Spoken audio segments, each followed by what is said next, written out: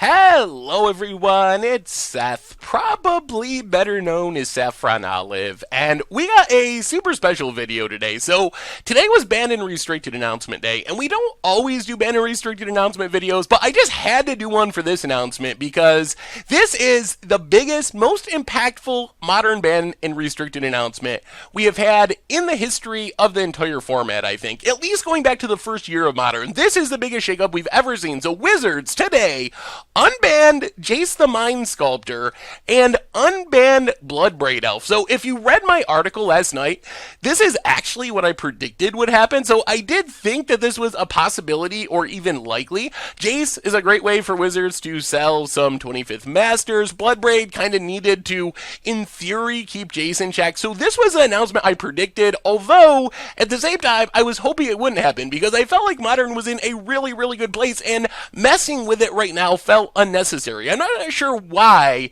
when we just had a really successful Modern Pro Tour and have a very diverse, crazily diverse format, that Wizards would kind of take a chance right now with unbanning, especially Jace. So I figured, especially considering that Richard is out of the country, so we have a pre-recorded podcast coming up in a little while, should probably do a quick video, talk about these changes. So first off, number one, what do I think of these changes? That's a question I've got from a lot of people, and basically, read the article I posted last night because those are my feelings. I felt like Bloodbraid Elf is probably safe for Modern. Jace the Mind Sculptor, I used to think that it was worth trying. I'm less convinced after playing Goat Magic and remembering how powerful Jace was. A lot more nervous about Jace.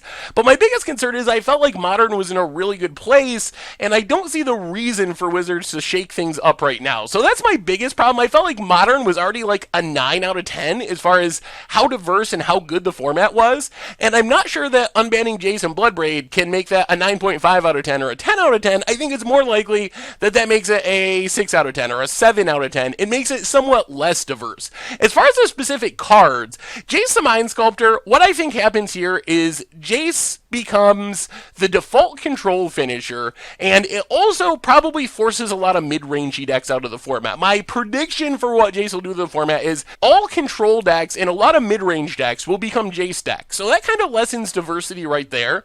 And then a lot of other decks are going to try to go even faster to get in before Jace comes down and kind of ruins their game plan. So I expect to see aggro and bird and unfair combo decks like Hollow One and Dredge. Those style of decks, because those are the best answer to Jace. The easiest thing to do to Jace is to just kill your opponent before Jace is relevant, and Modern is already kind of like that. We see turn 3 card Liberated. Jace doesn't do anything there. We see decks that are dredging out 12 power on turn 2 or turn 3. Jace doesn't do anything there against Affinity, against... In fact, there's a lot of matchups where Jace is bad, but I feel like we're set up for a format now where it becomes Jace control / mid-range decks versus unfair decks and aggro decks that are looking to get in under Jace, and a lot of the other options might kind of fall by the wayside. Like if you look at the Abs and Rights deck I've been playing, it's a fair mid-rangey deck. The problem is Jace the Mind Sculptor is just such a good fair mid-rangey card.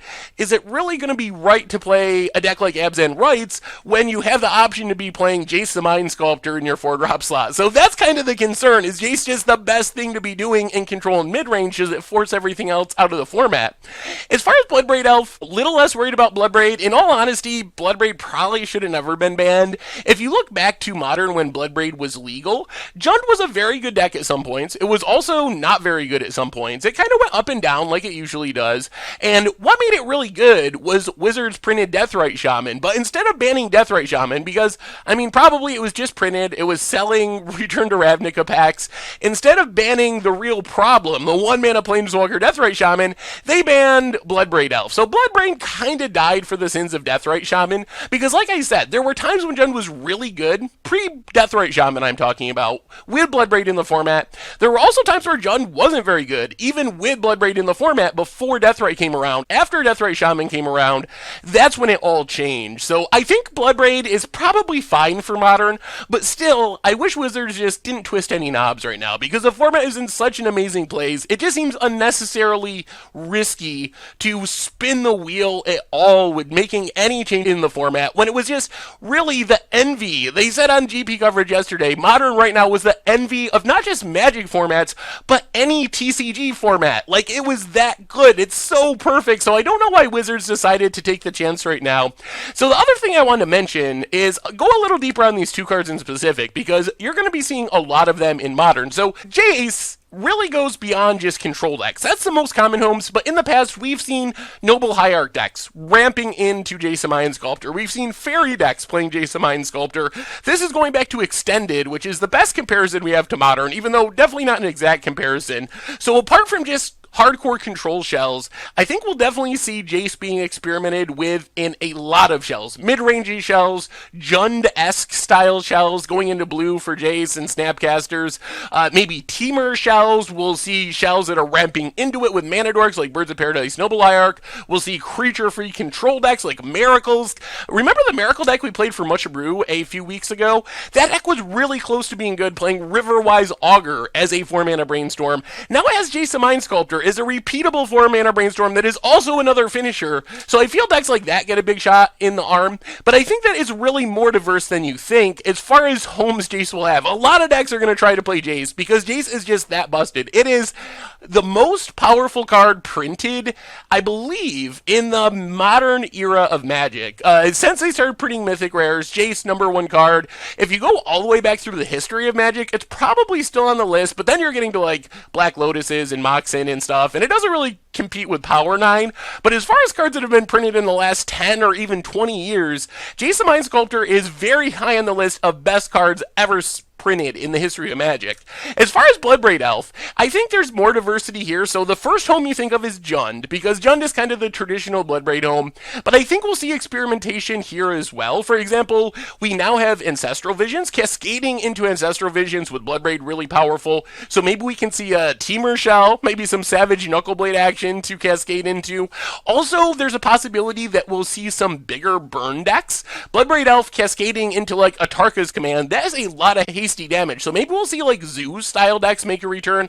Bloodbraids with Wild Nakatos and Tarmogoyfs with a lot of burn spells thrown in. So I think that there's a chance we see like green-red aggro / 5-color Zoo decks come back because of Bloodbraid. So if you're playing Modern for the near future, keep in mind you're going to be seeing a lot of these cards. Whether or not they end up breaking the format or end up just other good cards in the format, for the immediate future, expect a lot of people to be trying them out. So be prepared for it. One last thing, from a financial perspective, Jace is going to spike really, really high over the next week or so. But remember, it's going to be reprinted. And boxes of 25th Masters are already selling way below MSRP. So the price will come back down. You will have a chance to open them in a 25th Masters, which is part of the reason that Wizards did it right now. So don't go out and buy $200 copies of Jace or $300 copies of Jace, because we are getting a reprint in a month, basically, and the price will come back down. Wouldn't be surprised at all if we see that Bloodbraid is also in 25th Masters, although at the same time it was also just reprinted a bunch of times. So keep in mind, don't go out and buy really expensive copies of these cards, even if it means you can't play your Jace deck or you can't play your Bloodbraid deck for a month or 2 months while you're waiting for more supply to hit the market. It's a smarter financial move because prices are going to be absurd for the next few weeks, but they will come back down because they're going to be reprinted. People are going to open a ton of 25th Masters specifically to have a chance at opening a $150, $200, whatever it ends up being, copy of Jace, $20, $40 copy of Bloodbraid, some ridiculous price. So don't go out and spend all your hard-earned money to buy these cards right now. Wait for the reprinting, get them at the new, cheaper price once the reprints happen. So anyway, what are your thoughts? How bad is this for Modern? Is this going to ruin Modern? Is there any chance it actually makes it more diverse? What shells are you excited to use these cards in? Bloodbraid Elf, Jace the Mind Sculptor? What decks are they going to have homes in? Are you excited to play with them and play against them? Is it going to be miserable? Is it going to be fun? I don't even know. This is all just happening right now, and I can't believe they actually did it. I'm just shocked. So let me know your thoughts in the comments. Thank you so much for watching. I hope you enjoyed the video, and I will talk to you soon. Thanks for watching the video. If you enjoyed it, help us out by clicking that like button down below. And to keep up on all the latest and greatest, click that subscribe button. And don't forget to hit that bell icon to get alerts whenever we have new videos. And if you want to, check out some of our other sweet videos here and here.